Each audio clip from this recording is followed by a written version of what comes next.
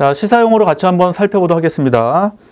자, 요즘에 이제 머니마켓 펀드에 대한 내용이 나와서 한번 요거 상품 확인을 하면서 최근의 경향을 보도록 할게요. 자, 최근에 석 달 새 개인의 머니마켓 펀드 설정액이 3조 원 이상 줄어들면서 금융투자협회가 통계를 제공한 2006년도 이후에 최저치를 기록했다고 신문기사에 언급이 됐고요. 어째 머니마켓 펀드의 개인도 있지만 법인도 하기도 해요. 그래서 개인이 갖고 있는 금융상품 중에 머니마켓 펀드 상품이 있는 거고, 법인도 머니마켓 펀드 상품이 있습니다. 자, 머니마켓 펀드가 뭔지를 좀 보자는 건데, 보통 이제 펀드 길이 있잖아요. 펀드. 그럼 펀드는 가장 기본이 원금 보장이 안 돼요. 그러니까 손해볼 수 있는 거죠. 그리고 이제 머니마켓 펀드를 판매하는 회사가 있을 거 아니에요. 펀드 회사겠죠. 가장 기본이. 그래서 얘네 펀드 회사들이 국공채라든지 기업 어음 등의 단기로 투자에 얻는 수익, 즉 단기 상품에 들어가요. 다시 머니마켓 펀드는 단기 금융상품에 들어간다라고 보시면 되고, 그래서 수익을 되돌려주는 상품이다. 수익률이 예금금리와 비슷하기 때문에 안전자산으로 분류가 된대요. 그리고 일반적으로 주가가 떨어지면 머니마켓 설정이 높아지는 경향을 보인다. 왜 그럴까요? 그냥 직관적으로 금융상품 중에 주식 살지 머니마켓 펀드 살지 고민할 거 아니에요? 근데 주식 같은 경우도 바로바로 팔 수가 있죠. 그래서 주가 떨어지면 주식을 안 사고 머니마켓 펀드를 사기 때문에 머니마켓 설정이 높아진 경향을 보이게 되죠. 대신 이제 경제 쪽 공부하신 분들은 통화 지표 중에 M1을 배우셨어요.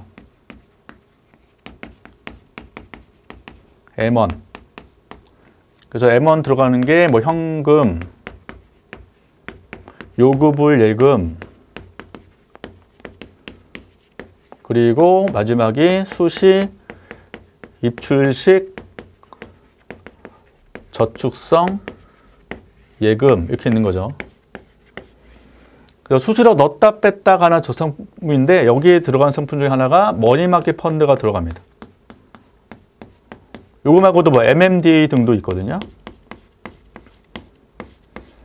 그래서 요게 M1이 들어간다는 것은 현금화가 쉬운 금융상품이에요. 지금 알다시피 단기에 투자에 얻는 수익을 되돌려줄 수 있기 때문에 바로 넣었다 뺐다 가능한 금융상품에 들어가고, 넣었다 뺐다 가능하기 때문에 일반 적금과 다르게 금리가 높지는 않겠죠.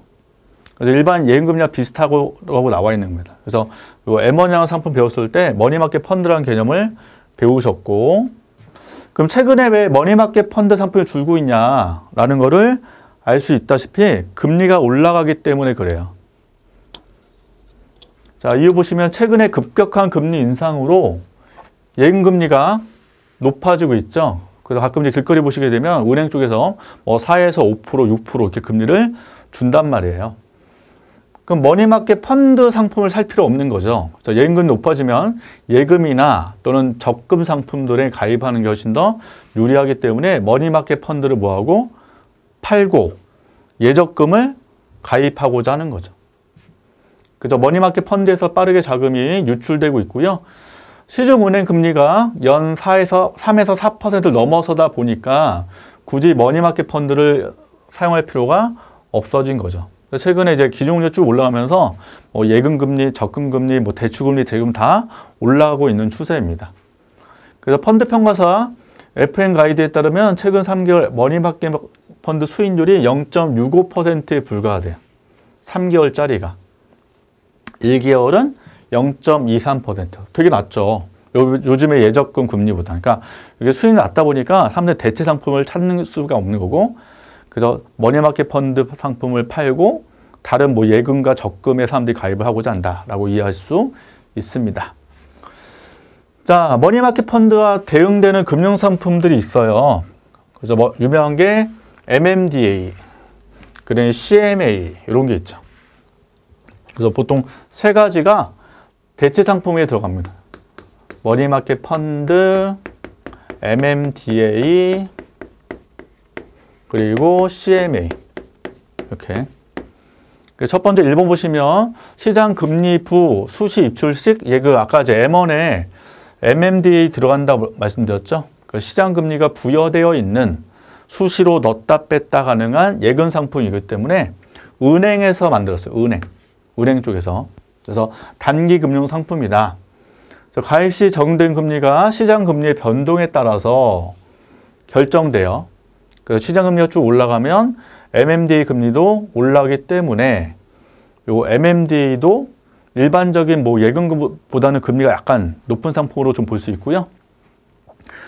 자, 따라서 은행에서 이 상품 만들었을 때 여기에 예금이 붙어 있기 때문에 요거는 예금자 보호가 되는 상품이에요.